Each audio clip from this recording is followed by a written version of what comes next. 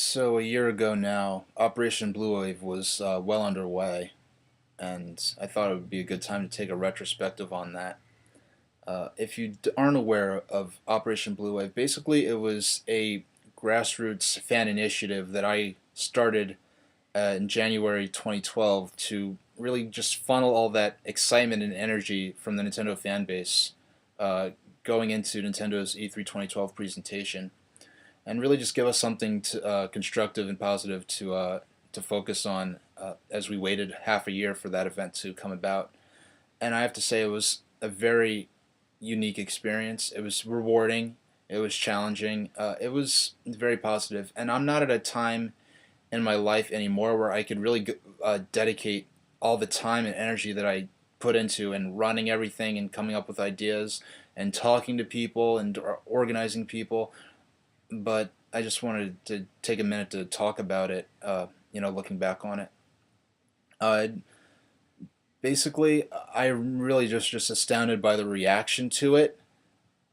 I then never thought it would become as big as it did, and I'm not saying I'm a big thing like Operation Rainfall was. Like Operation Rainfall, I just want to thank them as the inspiration for Operation Blue Wave. Obviously, just the idea that from the grassroots, Nintendo gamers could channel a lot of energy and make some noise and get something done and have some fun. We really didn't have any particular objective besides just documenting and sharing our excitement going into last year's E3. And I'm just glad I was able to take part of it and provide something that made a lot of gamers happy last year. People were really getting into it. People were making signs. People were making, custom Operation Blue Wave shirts. I never thought it would go that far. I'd like to thank, all the Operation Rainfall, obviously, to be the original inspiration. I'd like to thank Street Pass NYC and the Street Pass community, and in particular Jordan White. Really, every as big as Blue Wave became, it was really like riding, on the shoulders of the Street Pass community. So I really appreciate and acknowledge all your help and advice and all the signal boosting you guys did and all the behind the scenes talking you guys did to get people organized and to make me part of things that you guys were planning anyway and really didn't need me for. I really appreciate all of that, and I thank you all for all your time and energy and support and help. And I'd like to thank Nintendo because we did directly, I did send something on behalf of Operation Blue Wave to Nintendo, and they responded back to me, and we got an actual direct response from Nintendo. I and I was we actually ended up getting shouted out.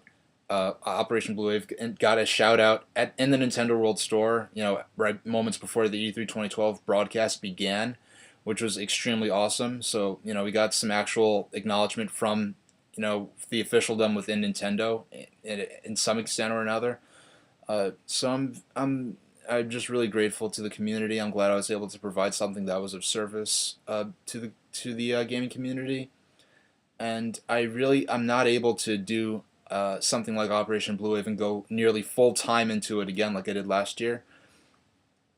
But I just wanted to thank all of you who participated and thank everyone who went out of their way to help me and actually talk on the phone with me and help me uh, just help this become what it was, because everyone who helped me, they didn't need me. I I needed them a lot more than they needed me, and I really I really don't think I went out and asked for anyone's help, any other communities or organizations' help, but they offered their help anyway, and I'm really grateful for that. And I just wanted to I keep saying this over and over, but I just want it to be clear that Operation Blue Wave did not happen because I'm so awesome or because I know people or because I'm special. It happened because special people chose to make themselves part of Operation Blue Wave and make hard work that they had already done themselves, building communities and creating connections, and extend that out to what Operation Blue Wave ended up becoming. There was also some silliness, like I like how there was some I'll never stop laughing at this. This is so amusing. Now, people, a few people wanted to say that this was some kind of conspiracy that I was a part of to help silence the criticism from E3 2012, that I was part of some gag order to prevent video from coming out of the Nintendo World Store. I'm not that special. I'm not that powerful to do things like that. And the last thing I wanted to do was suppress the fan reaction from in the store. And so that's that. It was an interesting experience. I learned a lot about communicating with people and talking to people and relating to people. And I learned how what Nintendo fans are really made of. And it gets silly sometimes, but ultimately, you guys are cool. So that's it for that. Thank you very much for watching.